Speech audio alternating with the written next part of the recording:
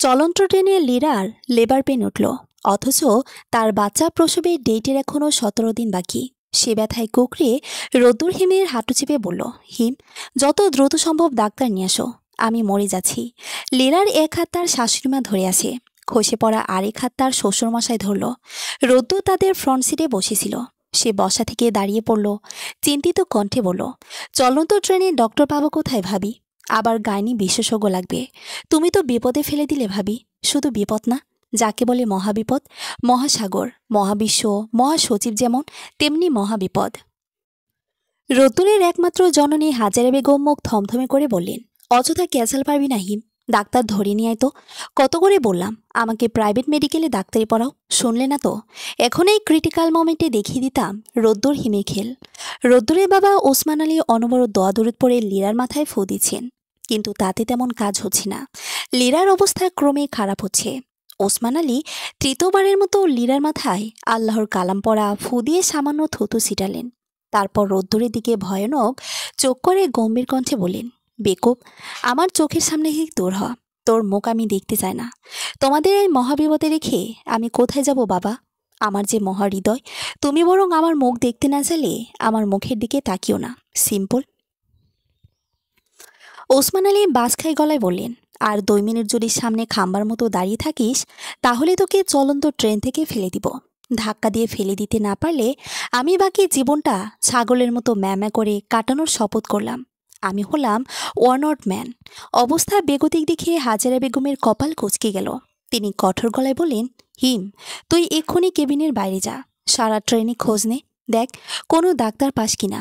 লীরা ব্যথায় কুকড়ে উঠছে বারবার, অস্পষ্টভাবে কিছু একটা বলছে। দেখেই বোঝা যাচ্ছে কি পরিমাণ কষ্ট হচ্ছে।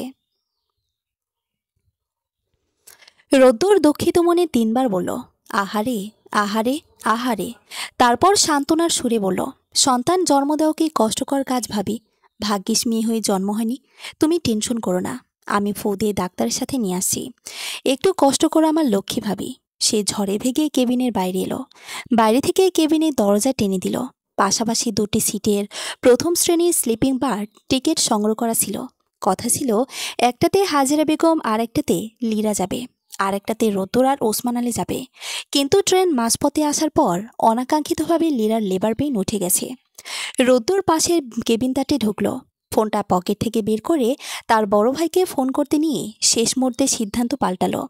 এ অবস্থায় ভাই তো কিছু করতে পারবে না, একটা জিনিস বাদে, সেটা হলো টেনশন। সে ফোনটা ব্যাগের চিপায় রেখে কেবিন থেকে বের হলো। চলন্ত ট্রেনে প্রচুর ফোন চুরি হয়, আগে থেকে সাবধানতা অবলম্বন করা ভালো।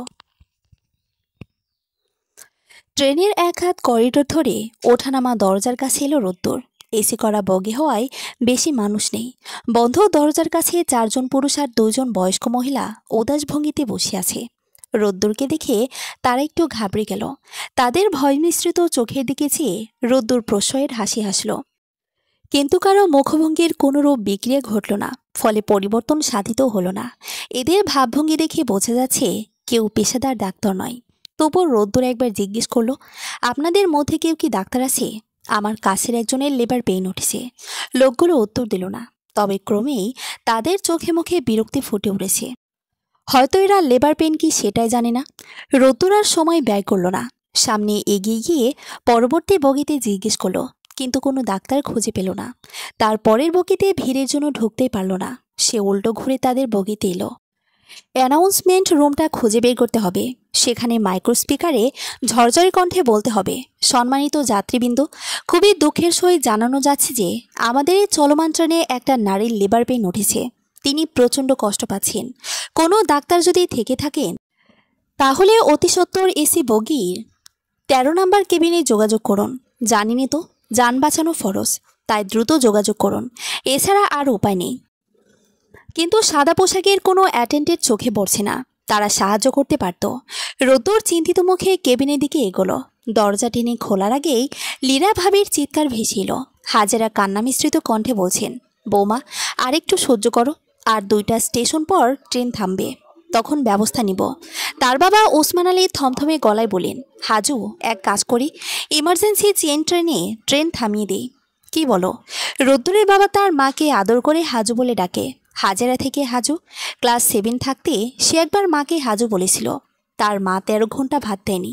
কত বৈষম্য! মেনে নেওয়া যায়? আলবাত মেনে নেওয়া যায় না, কিন্তু সে ভালো ছেলে বলে মেনে নিয়েছে। বাবার চেন টেনে ট্রেন থামানোর আইডিয়াটা রোদ্দুরের পছন্দ হয়েছে। পুরো হোস্টেল একটা কাণ্ড হবে।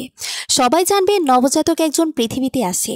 নবজাতকটি সারা জীবন বলে বেরোনোর মতো চমৎকার একটি গল্প হবে। বুড়ো বয়সে নাতি নাতনিদের পাশে বসিয়ে বলবে, জানিস আমার জন্মের সময় কি হয়েছিল? ট্রেনের মধ্যে মা জঙ্গলের মায়ের ব্যথা শুরু হলো। কোথাও ডাক্তার পাওয়া যাচ্ছিল না।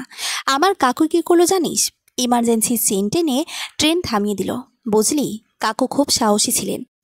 কাকুর মতো মানুষ এক বেশি হয়। কাকু তো সে কেবিনে ঢোকার আগে তার মা চেঁচিয়ে বাবাকে বললেন, তোমার যত সব গাঁজাখড়ি কথা। চেন টেনে এই মাঝ জঙ্গলের ভেতর ট্রেন থামিয়ে কোন মহান কাজ করবে শুনি? তার চেয়ে এখানে বসে না থেকে ট্রেনে খোঁজ করো কোনো ডাক্তার পাও কিনা।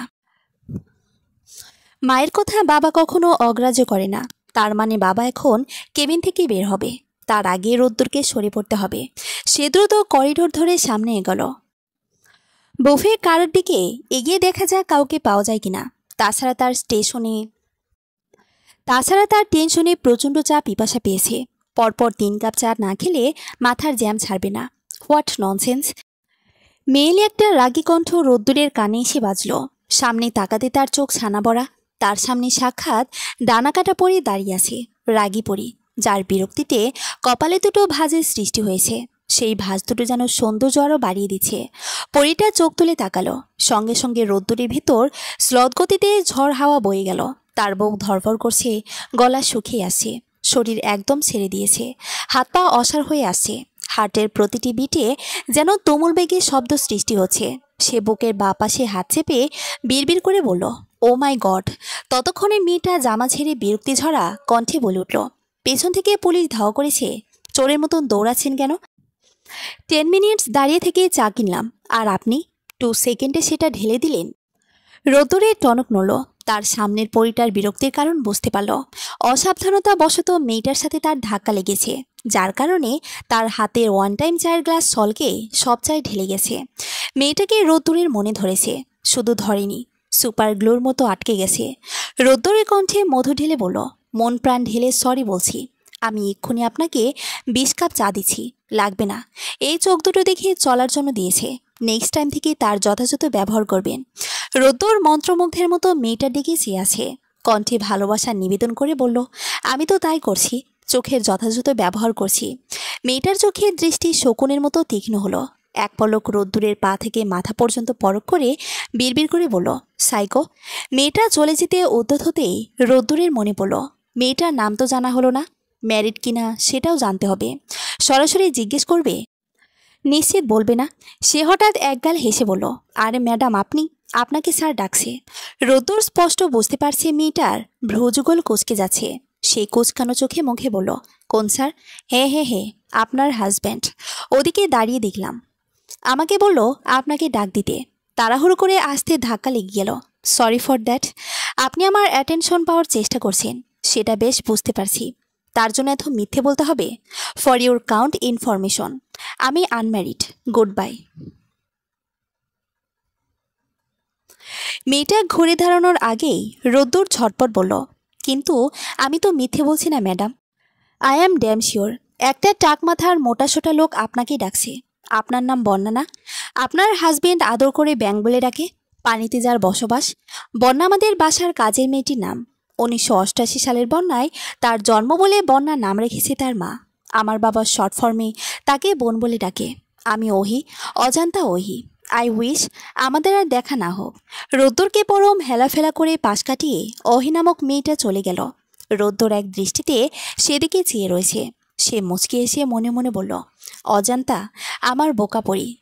শুধু আই কেন, চোখ, কান, নাক, যকৃত, ফুসফুস, হার্ট সব উইশ করবে যে আমাদের আবার দেখা হবে।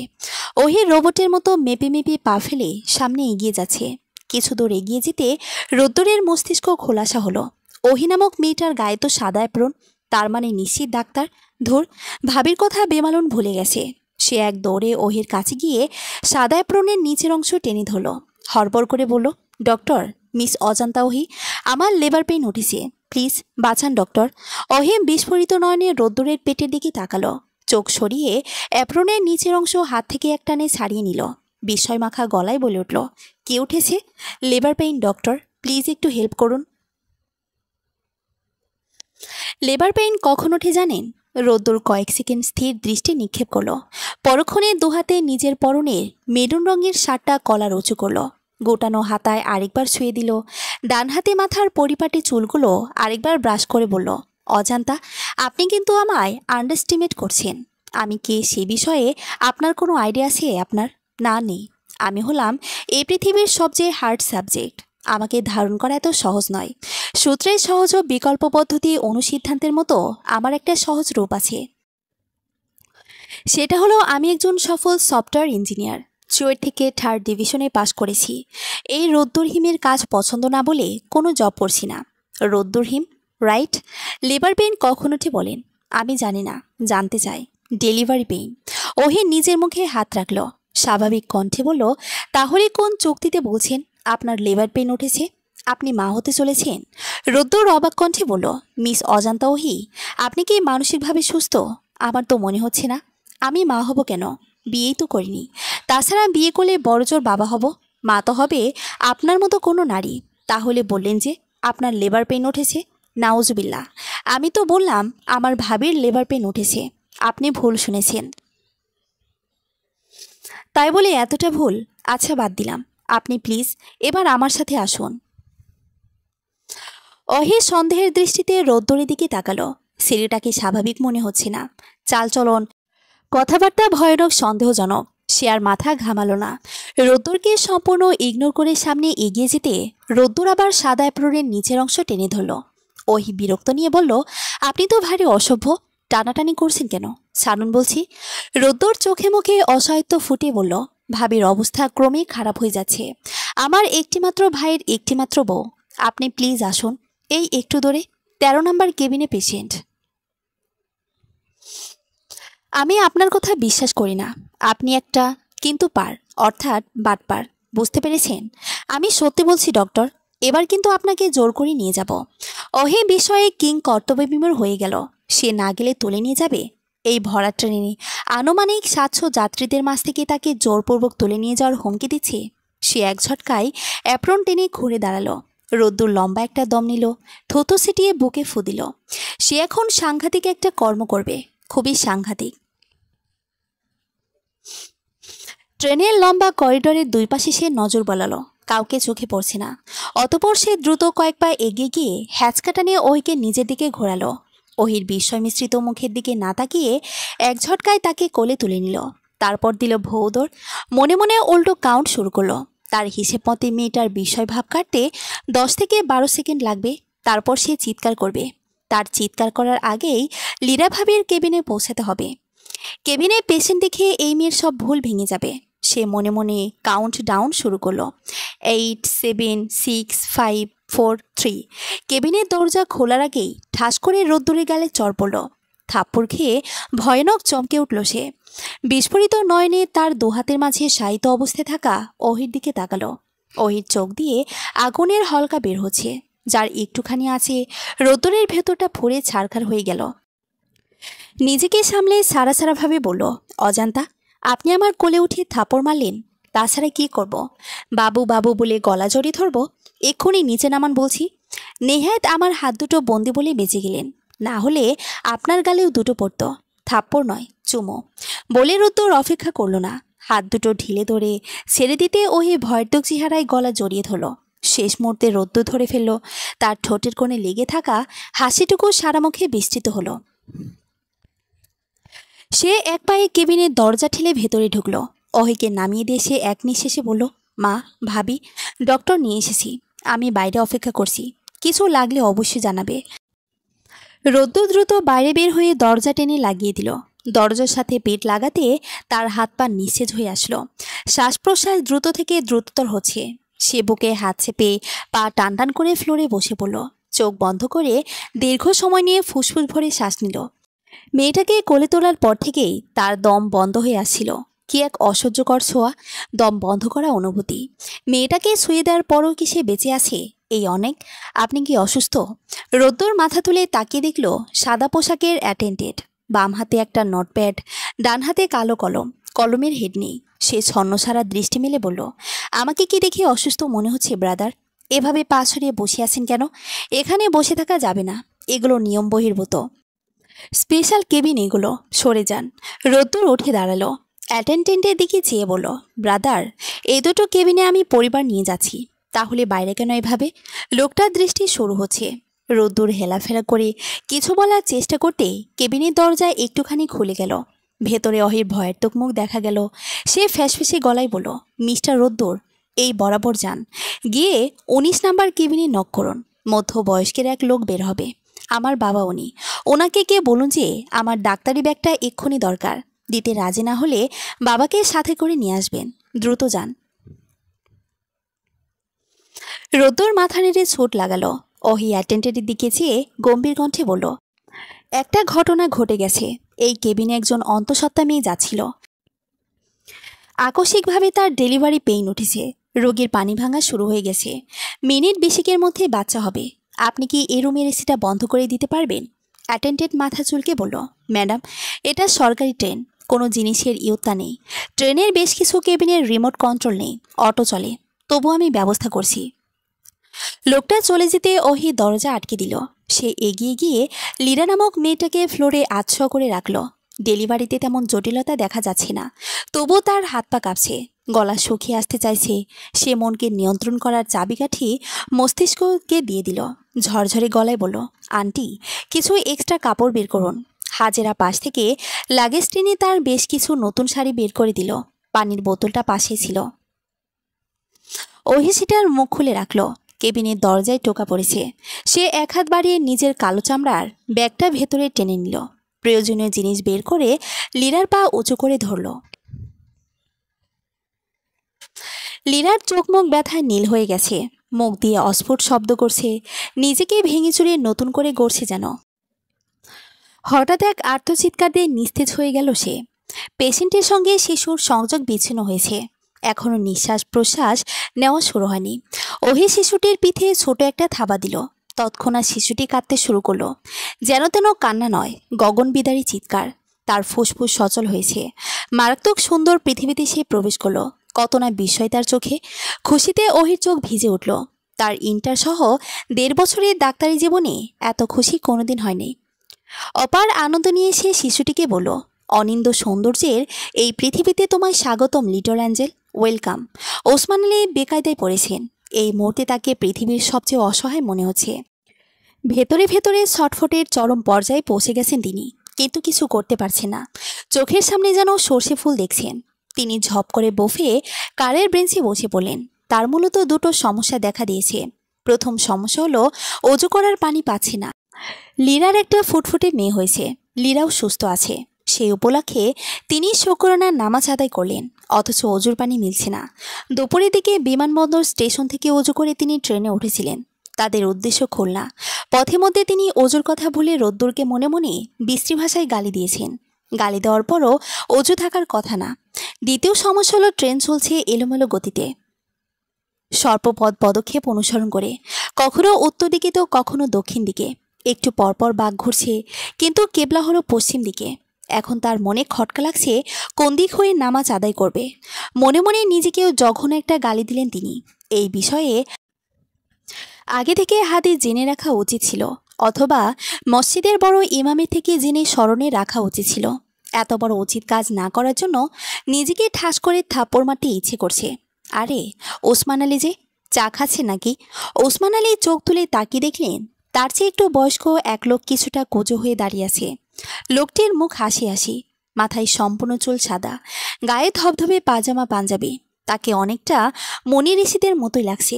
এই লোকটিকে তিনি চিনেন। লীরার মায়ের চিকিৎসা করা সেই ডাক্তার মেয়েটির বাবা জনাব লুৎফর রহমান উনি। তিনি মুখে জোরপূর্বক হাসি টেনে বললেন, চা আমি পছন্দ করি না, বসে বসে আরাম করছি। লুৎফর রহমান এসে ওসমান আলীর পাশে বসলেন। 1 কাপ চা হাতে নিয়ে বললেন, আপনাকে দেখে তো মনে হচ্ছে না বসে থেকে আরাম পাচ্ছেন। ভাই সাহেব, তা ঠিক বলেছেন, আরাম পাচ্ছি না। লুডো খেলবেন? ওসমান আলী ভয়াবহভাবে চমকে উঠলেন। অভ্যাসবশত মাথার টুপিতে হাত ছুঁয়ে দেখলেন ঠিক আছে কিনা। কি সর্বনাশী কথাবার্তা! তিনি গলার স্বর উঁচিয়ে বললেন, কি খেলবো? লুডো। আপনাদের গন্তব্য খুলনা, আমাদেরও। খুলনা পৌঁছাতে এখনো অনেক সময় লাগবে। চলুন সময় কাটানোর জন্য কয়েকদিন লুডো খেলি।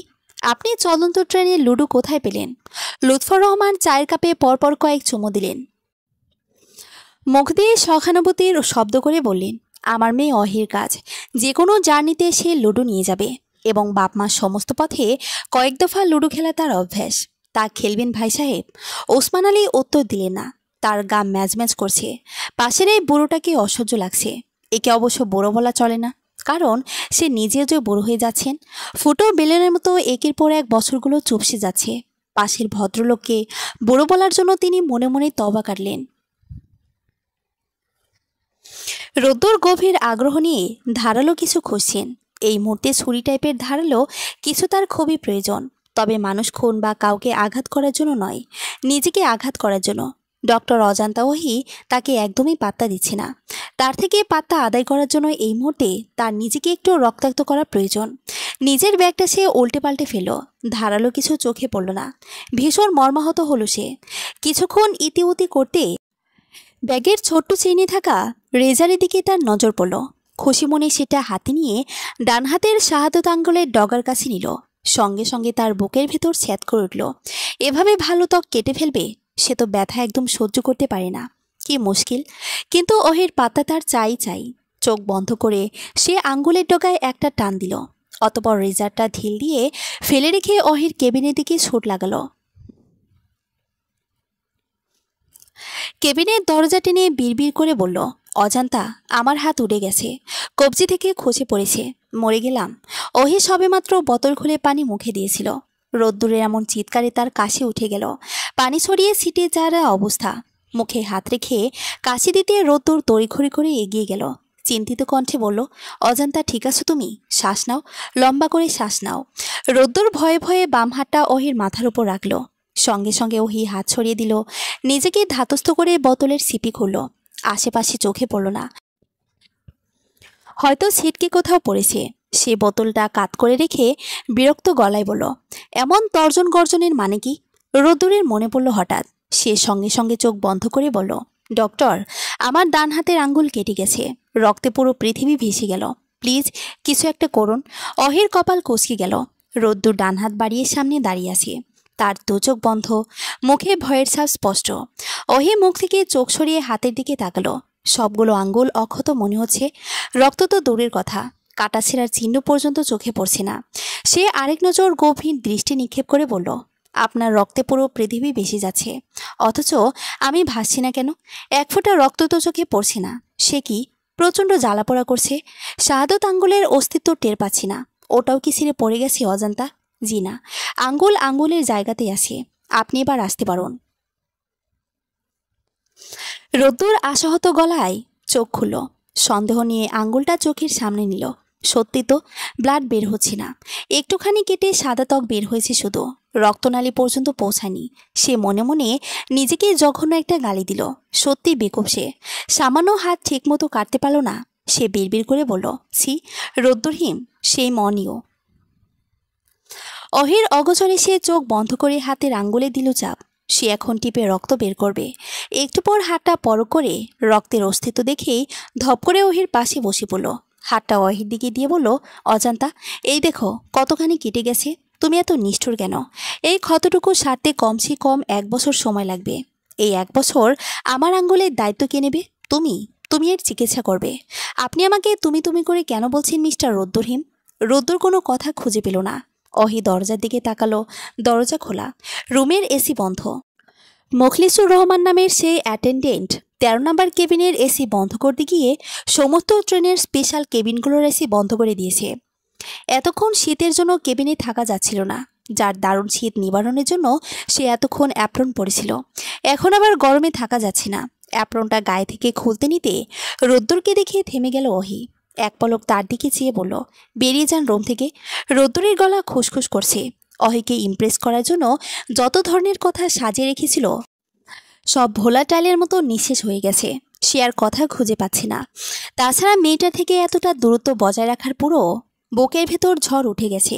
সে লম্বা করে নিঃশ্বাস ছেড়ে বলল, অজান্তা, তোমায় তুমি করে বলাতে রেগে গেছো? এটা কি রাগার জন্য যথেষ্ট নয়? অবশ্যই যথেষ্ট। অতিরিক্ত তুচ্ছ কারণে তোমার রেগে যাওয়ার অধিকার আছে, কিন্তু একটু শোনো, তোমায় মাই ডিয়ার টাইপ ভাবি, সেজন্য তুমি করে বললাম। তুমি আমায় তুমি করে বলতে পারো। এই তোমার সাদা অ্যাপ্রন ছুঁয়ে বলছি, আমি রাগ করব না। রোদ্দুর হাত বাড়ানোর আগেই অহি উঠে দাঁড়ালো, সরে গিয়ে দরজা দিয়ে বাইরে উকি দিল। বাবা আসছে না কেন? বাবা আসলেই এই আপদটা বিদায় হয়। রোদ্দুর কাটা আঙ্গুলের দিকে তাকালো। আঙ্গুলটার জন্য তার ভীষণ মায়া হচ্ছে। এত ত্যাগ স্বীকার করার পরও পাত্তা পেল না। আহারে, আঙ্গুল কেটেছে কিভাবে? আচমকা অহির প্রশ্নে ঘাবড়ে গেল রোদ্দুর। অহির দৃষ্টি কেবিনের বাইরে করিডোরে। রোদ্দুর আগ্রহ নিয়ে অহির দিকে চেয়ে বলল, রেজারে কেটে গেছে, ইনফেকশন হতে পারে, কিছু একটা দাও না। আঙ্গুলে কি দাড়ি গজিয়েছিল? রেজারে কাটবে কিভাবে? রোদ্দুর উত্তর দিতে পারল না। কি মুশকিল, মেয়েটা তো তার থেকে এক ধাপ ওপরে। কি করে একের পর এক কথার প্যাচে ফেলাচ্ছে। ওহি দরজা থেকে সরে এসে নিজের ব্যাগ খুলল। তুলোতে একটু অ্যান্টিসেপটিক লাগিয়ে সামনে রাখলো। একটা ওয়ান টাইম ব্যান্ডেজ করে রোদ্দুরের দিকে বাড়িয়ে দিল। এক পলক তাকিয়ে অন্যদিকে চোখ সরিয়ে নিল। হতাশ সরে বলল, তুলো দিয়ে পরিষ্কার করে ব্যান্ডেজ লাগিয়ে নিন। রোদ্দুরের বুক জমিনে শোক পাখিরা নৃত্য শুরু করলো। আহা কি সুখ! সে অহের দিকে তাকিয়ে লাজুক হাসল। কম্পমান হাতটা বাড়িয়ে ব্যান্ডেজ হাতে নিল। তুলো হাতে নিয়ে বলল, এভাবে চিকিৎসা করো অজান্তা? পেশেন্টের প্রতি এত অবহেলা? তোমায় সার্টিফিকেট কে দিয়েছে? তুমি তো পেশেন্টকে সুস্থ করার বদলে মেরে ফেলবে। তুমি নিজ হাতে একটু ব্যান্ডেজ করে দাও। আপনার ক্ষত এতটা গভীর নয় যে আইসিইউতে ভর্তি করতে হবে, নিজ হাতে সেবা করতে হবে। রোদ্দুর মনে মনে বলল, উপরের ক্ষতটা দেখছো, ভেতরের ক্ষতটা কেন দেখছো না অজান্তা? কি দুঃখ! বাম হাত দিয়ে কাটা জায়গায় তুলো চেপে বলল, অজান্তা, তোমার ব্যাপারে আমি ডিটেলসে একটু স্টাডি করতে চাই, একটু সাহায্য করবে? জি না। কাটকাট গলায় উত্তর দিল অহি। উত্তর দিয়ে দেরি করলো না, সে কেবিনের বাইরে চলে গেল। রোদ্দুর ঝটপট ব্যান্ডেজ লাগিয়ে পিছু নিল। কাছাকাছি গিয়ে বলল, কোথায় যাচ্ছ অজান্তা? অহি বিরক্ত হয়ে দাঁড়িয়ে পড়ল। হাত উঠিয়ে বলল, কানের কাছে অজান্তা অজান্তা বলে ঘ্যানর ঘ্যানর করবেন না, বিরক্ত লাগে। আমার নাম কি আমি জানি। ওয়েট, আপনি আবার পিছু নিচ্ছেন কেন আমার? পুরো কেবিন ছেড়ে দিয়ে আসলাম, তাতে হচ্ছে না? ডক্টর মার আঙ্গুলের ভেতর ব্যথা করছে, করুক, প্রয়োজনে ঠাটা পড়ুক, আমাকে আর জ্বালাবেন না। আমি এখন লীরাপুর কেবিনে ঢুকব। রোদ্দুর সিরিয়াস ভঙ্গিতে বলল, লীরাপু নয় অজান্তা, লীরা ভাবি বলে ডাকবে। ওহির ভ্রুযুগল কুচকে গেল। কিছুক্ষণ মৌন থেকে গটগট করে এগিয়ে গেল। রোদ্দুর সিদ্ধান্তহীনতায় ভুগছে। অহির পিছু পিছু যাবে নাকি অন্য কিছু করবে? এ মেয়েকে কোনোদিন একটু মিষ্টি করে কথা বলবে না? কিছুক্ষণ ভেবেচিন্তে সে লীরা ভাবির কেবিনের দিকে পা বাড়ালো। কয়েক পা এগোতেই পিছন থেকে পুরুষালী একটা কণ্ঠ কানে আসলো, হে ইয়াং পুরুষ। রোদ্দুর একটা দীর্ঘশ্বাস ফেলল, ঘুরে দাঁড়িয়ে মুখে হাসি ফোটালো। লুৎফর রহমান চায়ের কাপে হাতে সগ্রহে এগিয়ে আসে। তার মুখটা হাসি হাসি। ছোট বাচ্চাদের পছন্দের খেলনা দিলে যতটা খুশি হয় ততটা খুশি মনে হচ্ছে। এই মানুষটাকে সে চেষ্টা করছে অ্যাভয়েড করে চলার, কিন্তু হিতে বিপরীত হচ্ছে। যেখানে যাচ্ছে এর সাথে দেখা হচ্ছে।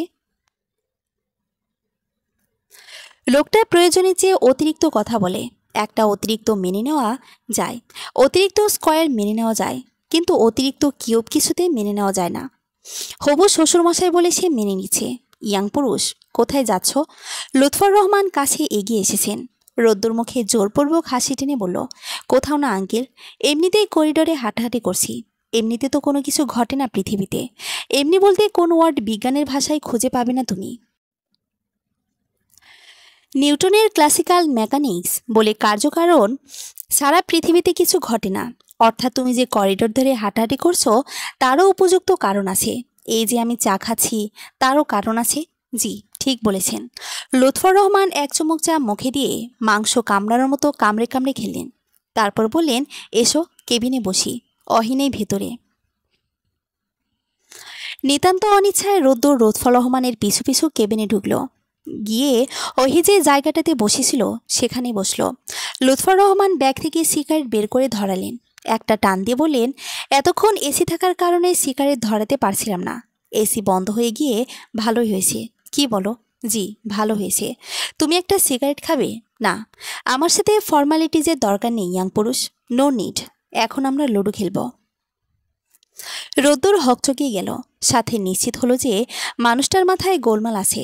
সে টেনশন বোধ করছে। লুৎফর রহমান লুডো বের করেছে। সে আইস নিয়ে তার গুটির কালার এক করছে। সবগুলো গুটি নিয়ে তিনি রোদ্দুরের পাশে বসে পড়লেন। রোদ্দুর ঘুরে বসল। লুৎফর রহমান সিগারেটে একটা টান দিয়ে চাল দিলেন। প্রথমবার ছক্কা উঠল না, 3 উঠল। কিনি উৎসাহের বললেন, আমি দীর্ঘ দিন ধরে গবেষণা করে একটা জিনিস বের করেছি ইয়াং পুরুষ। সেটা হলো, লুডো খেলা শুরু করলেই পরপর 3 টান 3 উঠবে আমার। চতুর্থবারে গিয়ে ছক্কা বা অন্য কিছু উঠবে। তুমি আমার কথা মিলিয়ে নিও। রোদ্দুর মাথা নাড়ল এবং কিছুক্ষণ পর অবাক হয়ে লক্ষ্য করল যে লুৎফর রহমানের পরপর 3বার 3 উঠেছে। এটাকে নিছক কাকতালীয় বলে সে এড়িয়ে গেল। একটু পর উসখুস করে জিজ্ঞেস করলো, আঙ্কেল, খুলনা কার বাসায় যাচ্ছেন আপনারা? লুৎফর রহমান নিজের গুটি চালিয়ে বললেন, আমার নিজের বাসায়। অহি কলেজ লাইফ থেকে ঢাকাতে হোস্টেল থেকে পড়াশোনা করে। মেডিকেলে পড়েছে। কয়েক মাস হলো ইন্টার্নি শেষ করেছে। আমি কলেজ টিচার ছিলাম। 7 বছর হলো রিটায়ার করেছি। আর কোনো ছেলেপুলে নেই। যখের ধন এই একটা মেয়ে। ওকে নিতে ঢাকা এসেছিলাম। তা তোমরা খুলনা কোথায় যাচ্ছ? আমরা ঢাকাতে স্থানীয়। বড় ভাবির বাবার বাড়ি খুলনা, সেখানেই যাচ্ছিলাম। আসলে বড় ভাবির দাদি হঠাৎ করে ভীষণ অসুস্থ হয়ে পড়েছে। তাকে দেখতে যাচ্ছিলাম। আমরা 2 ভাই শুধু। বড় ভাই আর বাবা বিজনেসের দেখাশোনা করে। আমি 2 বছর হলো ইঞ্জিনিয়ারিংয়ে পড়াশোনা শেষ করেছি। এখন ফুড ব্লগিং নিয়ে কাজ করছি। আমার বাবার রেস্টুরেন্টের বিজনেস। ফুড ব্লগিংয়ের ব্যাপারটা রোদ্দুর মিথ্যে করে বলল। আজকাল বেকার মানুষ কেউ পছন্দই করে না। শুরুতেই সেই বেকার বললে তার সম্পর্কে খারাপ ধারণা পোষণ করবেই নি। রোদ্দুর আরও কিছু বলতে চাইল, কিন্তু বুঝতে পারল লুৎফর রহমানের আগ্রহ নেই। তাই সে থেমে গেল। সে চুপ করতে লুৎফর রহমান মুখ খুলেন। রোদ্দুরের পাকা গুটি শেষ মুহূর্তে খেয়ে দিয়ে প্রসন্ন হেসে বলেন, ট্রেনে একটা সমস্যা হয়েছে বুঝলি। কি সমস্যা? এই ট্রেনে একজন সেলিব্রিটি মানুষ যাচ্ছে। ইয়াং জেনারেশনের মধ্যে যাকে নিয়ে সবসময় তুমুল হইচই আর বাড়াবাড়ি রকমের আদিকেতে হয়। কার কথা বলছেন আঙ্কেল? আরে, চিত্রনায়িকা পলি মজুমদার। রোদ্দুর চমকে উঠল। পলি মজুমদার অতি একজন নায়িকা। গ্ল্যামার দুনিয়ায় তার নামডাক প্রচুর। তার একটা ছবির বাজেট শুনে যে কেউ হিমশিম খাবে। এই কিছুদিন আগে মুক্তি পাওয়া তার 6 নম্বর ছবিটি রাতারাতি ফেমাস হয়ে গেছে। সে কিছু বলার আগেই লুৎফর রহমান বললেন, তাদের একটা ছবির কিছু অংশ ট্রেন ঘটিত। রাতের বেলা শুটিংয়ের জন্য এই ট্রেনে যাচ্ছে। এখনও শ্যুট করেনি, করবে। কিন্তু একটা সমস্যা দেখা দিয়েছে। এসি বগির প্রতিটি কেবিনের এসি বন্ধ হয়ে গেছে। গরমে নায়িকার অবস্থা নাজেহাল। শুরু করেছে চিল্লাফাল্লা। প্রযোজক, ক্যামেরাম্যান, স্টাফ সবার অবস্থাই খারাপ। রোদ্দুর খেলায় আর আগ্রহ পাচ্ছে না। অহির খোঁজ নিতে হবে। শুটিংয়ের কিছু দৃশ্য দেখতে মন চাচ্ছে। সে এলোমেলোভাবে খেলে গেল। কিছুক্ষণের মধ্যে জয় হলো লুৎফর রহমানের। লুৎফর রহমান মন খুলে হাসছে। রোদ্দুরের মুখেও হাসি ফুটে উঠল। মানুষটার হাসি দেখতে তার ভালো লাগছে। অহি অ্যাটেন্ডেন্টকে বলে সিট চেঞ্জ করেছে। সিট চেঞ্জ করেছে বলতে নন, এসি বগিতে পাশাপাশি 2টো সিট খালি ছিল। সেটাতে গিয়ে বসেছে। কেবিনে থাকা যাচ্ছে না। একটু পরপর রোদ্দুর নামক ছেলেটা বিনা বাধায় কেবিনে যাতায়াত করছে। তার সাথে কথা বলার চেষ্টা করছে। ইতোমধ্যে তার বাবার সাথে ভাব জমিয়েও ফেলেছে। জানালা ঘেঁষে বসে অহি হাঁপ ছাড়ল। বাইরের সন্ধ্যা নেমে গেছে অনেকক্ষণ হলো। তবে অন্ধকার পুরোপুরি গ্রাস করেনি। সে জানালার কার্নিশে মাথা রাখল। হিমশীতল বাতাস এসে ভেতরটা নাড়িয়ে দিচ্ছে। তার ভালো লাগছে, প্রচুর ভালো লাগছে। ধপ করে পাশের খালি সিটে কারো বসার আওয়াজ হলো। অহি বিরক্তি নিয়ে তাকাতে চমকে গেল। রোদ্দুর এসে বসেছে। তাকে এত ভিড়ের মধ্যে খুঁজে বের করলো কি করে? তাকে আরেক দফা অবাক করে ঝর্ণার মতো বিরামহীন ধারায় বলল, অজান্তা, আমি তো সেলিব্রিটি হয়ে যাব। ফিল্ম ইন্ডাস্ট্রিতে অভিনয় করার সুযোগ পেয়েছি। আমি এখন টিভিতে দেখাবে। মানে, আজ রাত 9টায় সামনে স্টেশনে ট্রেন থামবে। সেখানে ছবির শুটিং হবে। নায়িকা হলো পলি মজুমদার। সেখানে একটা অংশে আমি অভিনয় করব। ডিরেক্টর আমার আগ্রহ দেখে খুশি হয়েছেন। প্রথমে তিনি আমাকে ছোট্ট একটা রোল দিয়েছিল, নায়িকার পাশ দিয়ে হেঁটে যাওয়া। এখন একটা বড় রোল পেয়েছি। স্টেশনে নায়িকা সানগ্লাস চোখে দিয়ে দাঁড়িয়ে থাকবে। তার পাশে ট্রলিটা নিয়ে আমি দৌড় শুরু করব। নায়িকা পেছন পেছন দৌড়াবে। হঠাৎ করে আমি ফ্লোরে পড়ে যাব। এর মধ্যে নায়িকা আমাকে ধরে ফেলবে এবং চুরি করার অপরাধে একটা থাপ্পড় দিবে। রোদ্দুর হিম, আপনি কি সত্যি সত্যি চোরের ভূমিকায় অভিনয় করবেন এবং থাপ্পড় খাবেন? রোদ্দুর প্রফুল্ল চিত্তে বলল, ক্ষতি কি? আগে লাফ দিয়ে তো নারকেল গাছে ওঠা যায় না, আগে কচু গাছে উঠতে হবে, ডালিম গাছে উঠতে হয়, আম গাছে উঠতে হয়, তারপর নারকেল গাছ। কি বলো? কিছু বলি না, গেট আউট। এক্ষুনি আমার সিট ছাড়ুন। এমন করছো কেন অজান্তা? অহি জোর গলায় বলল, আমি আপনার মুখ দেখতে চাই না। এত হ্যান্ডসাম একটা মুখ তুমি দেখতে চাও না অজান্তা? কি দুঃখ, আমি এক্ষুনি অ্যাসিড ঢেলে মুখ পরিয়ে ফেলবো। তোমার কাছে অ্যাসিড হবে? অহি হতাশ, হতাশের চরম পর্যায়ে পৌঁছে গেছে সে। এই ছেলের পিছু ছাড়াতে চাইলে টোটালি ইগনোর করতে হবে। সে আর কথা বাড়ালো না, চুপ করে সিটে মাথা এলিয়ে চোখ বন্ধ করলো। অহির এমন চুপ হয়ে যাওয়াতে রোদ্দুর চমকিত হলো। সে বেশ আইস নিয়ে অহির দিকে ঘুরে বসল। গালে হাত রেখে খুঁটিয়ে খুঁটিয়ে অহির মুখের দিকে চেয়ে রইল। কিছুক্ষণ পর অহি বিরক্ত নিয়ে এক চোখ খুলল। উদ্দেশ্য রোদ্দুরের কর্মকাণ্ড পরখ করা। চোখ খুলতে বুকের ভেতর ধক করে উঠল। রোদ্দুর অনেকটা কাছে চলে এসেছে তার। রোদ্দুরকে এভাবে ঘোর লাগা দৃষ্টিতে তাকিয়ে থাকতে দেখে অস্বস্তিতে ভরে গেল। হিমশিম খেয়ে দু চোখ খুলল সে। রোদ্দুরের চোখ দুটোর সাথে চোখ পড়তে তার ভেতরে কেমন একটা অজানা স্রোত বয়ে গেল। ভেতরে কিছু একটার পরিবর্তন হলো। সেই কিছু একটা যে কি তা বোঝার আগেই রোদ্দুরের কাঁধে ধাক্কা দিয়ে সরিয়ে দিল। তোতলানো সরে বলল, কি করছেন? রোদ্দুর যেন নিজের মাঝে ফিরল। আড়মোড়া ভেঙে একটা লম্বা হাই তুলল। হেলাফেরা স্বরে বলল, কিছু করছিলাম নাকি? অহি ভেবাচাগা খেয়ে গেল। এলোমেলো দৃষ্টি তার রোদ্দুরের ওপর থেকে সরিয়ে জানালা দিয়ে বাইরে নিক্ষেপ করল। মুখটা জানালার কার্নিশে রাখতেই মুখে অযাচিত হাসির বন্যা বয়ে গেল। তার হার্টবিট বেড়ে গেছে। বুকের 2 ইঞ্চি নিচে থাকা মন নামক বস্তুটার নড়চড়ন টের পাচ্ছে। অবাক হয়ে লক্ষ্য করছে যে রোদ্দুর হিম নামক এই ঝামেলাটাকে তার ভালো লাগছে। তার পাগলামি ভালো লাগছে, খাপছাড়া কথা বলা ভালো লাগছে, সব ভালো লাগছে। তার দীর্ঘ 26 বছরের জীবনে কোনো ছেলে ঘটিত বিষয় ঘটেনি। ছোটবেলা থেকে ভীষণ পড়াকো মেয়ে বলে ছেলেটা একটু দূরে দূরে থাকতো। এই প্রথম একটা ছেলে তাকে এতভাবে ডিস্টার্ব করছে। তার মনে হলো এরকম নিশুতির রাতে কারো কাঁধে মাথা চেপে, কারো আঙ্গুলের ভাঁজে আঙ্গুল রেখে ট্রেন জার্নি করার জন্য হলেও একটা নিজের মানুষ চাই, খুব আপন মানুষ চাই, হৃদয়ের খুব কাছে যার বসবাস হবে। পাশের সিট থেকে কোনো আওয়াজ আসছে না। রোদ্দুর কথা বলছে না কেন? ওহি আস্তে করে মাথা তুলে আর চোখে একবার তাকালো। দেখলো রোদ্দুর ঘুমিয়ে পড়েছে। ওড়নাটা ঠিক মতো গলায় জড়িয়ে ওহি সোজা হলো। এতটা সময় ধরে ওপরে অনেক স্ট্রং থাকলেও ভেতরে ভেতরে লজ্জায় কুঁকড়ে যাচ্ছিল সে। ঠিকমতো রোদ্দুরের দিকে লজ্জায় তাকাতে পারেনি। সে সিটে মাথা রেখে রোদ্দুরের ঘুমন্ত মুখের দিকে অপলক চেয়ে রইল। ছেলেটা ঠিকই বলেছে, এমন হ্যান্ডসাম মুখের দিকে কেউ তাকিয়ে না থেকে পারবে না। ফর্সা ত্বক, কঞ্চিত ভ্রুযুগল, খাড়া নাক, পাতলা ঠোঁট, খোঁচা খোঁচা দাড়ি, গালের একপাশে টোল খাওয়া অনিন্দন সুন্দর মুখশ্রী। মাথার চুলগুলো এলোমেলো, বাতাসে অগোছালো হয়ে আছে। পরনে মেরুন রঙের শার্টের ওপর কালো ব্লেজার দেখা যাচ্ছে। অহির হার্টবিট দ্বিগুণ বেড়ে গেল। না চাইতে মন দরজায় ইচ্ছেরা করা নাড়ল। একবার রোদ্দুরের চুলগুলো ছুঁয়ে দেওয়ার ইচ্ছে, তো একবার গালে হাত ছোঁয়ার ইচ্ছে। এছিদের পাত্তা দিল না সে। দ্রুত চোখ সরিয়ে নিল। ঠোঁট কামড়ে সে হাসি থামানোর চেষ্টা করছে। মনের ভেতর নতুন অনুভূতির জোয়ার। সে জোয়ারে পালতোলা নৌকার মতো ভাসিয়ে নিয়ে যেতে চাইছে সদূরে, রোদ্দুর হিমের গন্তব্যে। ওহি আবার মুখ ঘুরিয়ে রোদ্দুরের দিকে তাকালো। কি অদ্ভুত মানুষের অনুভূতি! মাত্র 4-5 ঘন্টার মতো ছেলেটার সাথে তার পরিচয়, তার পাগলাটে আচরণের সাথে পরিচয়, অথচ এই মুহূর্তে তাকে সবচেয়ে আপন মনে হচ্ছে, সবচেয়ে কাছের মনে হচ্ছে। মনে হচ্ছে এর বসবাস হৃদয়ের খুব কাছেই। এই যে মানুষটা তার পাশে বসে গভীর ঘুমে, এই ঘুমকেও তার হিংসে হচ্ছে। মেডিকেলের দীপক স্যার একবার সাইকোলজি নিয়ে কথা বলেছিল মানব মন নিয়ে। বলেছিল মানব মন বড়ই অদ্ভুত। এর উপর ফিজিক্সের সূত্র খাটে না মডার্ন সায়েন্স আর ওল্ড সায়েন্স। এর সমীকরণগুলো বড় বিচিত্র, যা যন্ত্রপাতিতে ধরাছোঁয়ার বাইরে। একটু খেয়াল করলেই বুঝতে পারবে। তোমার পায়ে পা ফেলা দীর্ঘ একটা পথ পাড়ি দেওয়ার মানুষটার প্রতি তোমার আলাদা কোনো অনুভূতি জন্মাবে না। বছরের পর বছর একত্রে চলাফেরা করেও তার মায়ায় জড়াবে না। আবার হুট করে মাত্র কয়েক সেকেন্ড বা কয়েক মিনিটের ব্যবধানে একটা মানুষের প্রতি অদ্ভুত ফিলিংস জন্মাবে। তাকে বড্ড কাছের মনে হবে, আপন মনে হবে। তাকে নিয়ে ভাবনা সাজাতে ভালো লাগবে। এসব ব্যাপার সায়েন্সের সূত্র দিয়ে বোঝানো মুশকিল।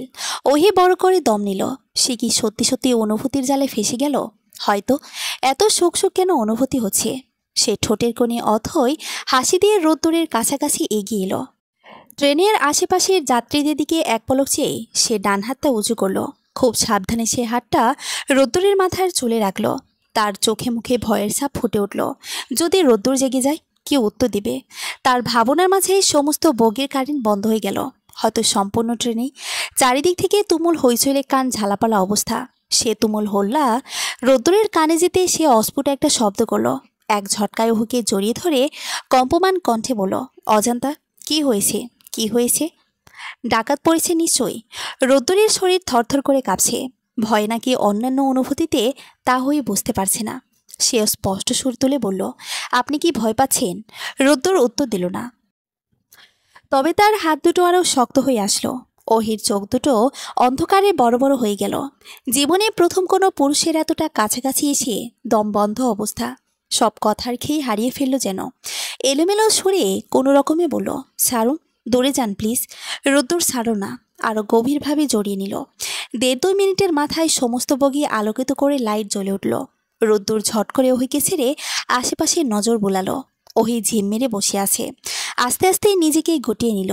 রোদ্দুর বুকে হাত চেপে বিড়বিড় করে কিছু একটা বলল। তারপর টেনে টেনে বলল, অজান্তা, আর ভয় নেই, কারেন্ট চলে এসেছে, ভয় পেও না। ওহি চমকে রোদ্দুরের মুখ পানে তাকালো। সে ভয় পেয়েছিল নাকি? কই না তো। ভয় যা পেয়েছিল সেটা তো রোদ্দুরের আচমকা স্পর্শে। সে গম্ভীর কণ্ঠে বলল, আপনার কি মনে হয় অন্ধকার আমি ভয় পাই? মৃত মানুষের হার্ট, ফুসফুস, কিডনি, হাড়গোড় আর কঙ্কাল নিয়ে রাতের পর রাত জেগে পড়েছি। কখনো কখনো ঘুম থেকে উঠে দেখেছি হাতে মৃত মানুষের চোখ, মর্গে মানুষ কেটেছি। এসব করার পরও আপনার মনে হয় আমি কারেন্ট চলে গেলে ভয়ে অজ্ঞান হয়ে যাব? রোদ্দুর মিয়ে গেল। ওহিকে সে করে কি করে বলবে? সে আচমকা হইচই এসে নিজে ভয় পেয়ে গিয়েছিল। ভয় পেয়ে একমাত্র অবলম্বন ওহিকে জড়িয়ে ধরেছিল। সে হাঁসফাঁস করতে বাচ্চা একটা ছেলে এসে তাকে উদ্ধার করলো। পানির বোতল এগিয়ে দিয়ে বলল, পানি লাগবো আপনাগো। রোদ্দুর টাকা বের করে বাচ্চাটির হাতে গুজে দিল। বিনিময়ে একটা পানির বোতল নিল। বোতলের সিপি খুলে ওহির দিকে বাড়িয়ে দিয়ে বলল, পানি খাও অজান্তা। ওহি নির্দ্বিধায় পানির বোতল হাতে নিল। বোতল উঁচু করে কয়েক ঢোক পানি খেল। খোলা বোতলটা রোদ্দুরের দিকে এগিয়ে দিয়ে বলল, আমার বাবা কোথায় জানেন? হুঁ জানি। আমার বাবার সাথে লুডো খেলছে। আঙ্কেলই তো বলল যে তুমি এখানে আসো এবং তোমাকে দেখে শুনে রাখতে বলেছে। শেষের কথাটি লজ্জা মিশ্রিত কণ্ঠে বলল রোদ্দুর। বলে সে এক চুমুকে সম্পূর্ণ বোতল খালি করে ফেলল। মিষ্টি একটা মহিলা কণ্ঠ বেজে উঠল। মিহি সুরের ঝংকার তুলে কথা বলছে, কিছুক্ষণের মধ্যে ট্রেন স্টেশনে থামবে। কয়েক মিনিটের যাত্রা বিরতি। রোদ্দুর ওহির দিকে চেয়ে বলল, অজান্তা, আমায় উঠতে হবে। এই স্টেশনে শুটিং হবে। তুমি কি যাবে আমার সাথে? না, ঠিক আছে। মানে তুমি না গেলে আমার জন্য সুবিধা। আশেপাশে তুমি থাকলে আমি লজ্জা পাবো। আমাকে দেখে লজ্জা পাওয়ার কি আছে? রোদ্দুর তার উত্তর দিল না। উপদেশ দেওয়ার ভঙ্গিতে বলল, অজান্তা, জানালা দিয়ে প্রচুর বাতাস আসছে। জানালার শীর্ষের এপাশে এসে বসো আর এখানে ঘুমিয়ে পড়ো না। মা তোমায় দেখা করতে বলেছে। একটু পর কেবিনে যেও, আমি আসি। আর এটা গায়ে দাও। ওহিকে কিছু বলার সুযোগ না দিয়ে রোদ্দুর গায়ের ব্লেজারটা খুলে ফেলল। ওহির পাশে সিটে রেখে হাত নেড়ে বগি থেকে বের হলো। স্টেশনে ট্রেন থেমেছে। প্রচুর মানুষ ছোটাছুটি করছে। এসি বগির সামনে আরও বেশি ভিড়। চিত্রনায়িকা পলি মজুমদারকে পাবলিক প্লেসে দেখার লোভ সামলাতে পারছে না কেউ। সাথে ফ্রিতে শুটিং দেখার পর্বটা কেউ মিস করতে চায় না। সেজন্য উপচে পড়ার ভিড়। স্টাফের লোকজন লাইট, ক্যামেরা, যন্ত্রপাতি ঠিকঠাক করছে। তাদের থেকে কয়েক হাত ধরে চেয়ারে বিরস মুখে বসে আছে ডিরেক্টর আলতাপ মৃধা। চোখে মুখে বিরক্তির ছাপ। ইনি একজন নামকরা ডিরেক্টর। তার ছবি মানেই হিট। সাদা পোশাকের অ্যাটেন্ডেন্ট মোখলিসুর রহমান এসে বিনীত কণ্ঠে বলল, স্যার, চা বা কফি জাতীয় কিছু পান করবেন? আলতাপ মৃধা বিরক্ত নিয়ে বললেন, আপনাদের তো বললাম অ্যানাউন্সমেন্ট করে দিন যে ট্রেনে কিছু টেকনিক্যাল ত্রুটি দেখা দিয়েছে। ঠিক করতে 8 ঘন্টা সময় লাগবে। এ সময় কেউ বাইরে বের হবে না। কিন্তু আপনারা কি করলেন? এই ট্রেন থেকে সবাই এসে ভিড় জমাচ্ছে। সাথে আশপাশের আত্মীয়স্বজনকে ফোন দিয়ে আসতে বলছে। কি বিদঘুটে পরিস্থিতি! মোখলিসুর রহমান বিনীত স্বরে মাফ চাইলেন। তারা তাদের চেষ্টার ত্রুটি করেনি, কিন্তু পাবলিক ঠিক টের পেয়ে গেছে এরা বাঙালি জাত। সূর্যজাত গন্ধ সুখে বলে দিতে পারে কোথায় কি ঘটছে। মোখলেসুর রহমান বিদায় হতে আলতাপ মৃধা উঠে দাঁড়ালেন। স্টাফকে ধমকে ধামকে কাজ তাড়াতাড়ি করতে বললেন। প্রায় সঙ্গে সঙ্গে পলি মজুমদার এসে হাজির হলো। তার মেকআপ কমপ্লিট। একজন স্টাফ এসে চেয়ার এগিয়ে দিল। নায়িকা চেয়ারে বসতে পাবলিকদের মধ্যে হল্লোড় পড়ে গেল। সেই চেঁচামেচি ছাপিয়ে, স্যার আমি হাজির।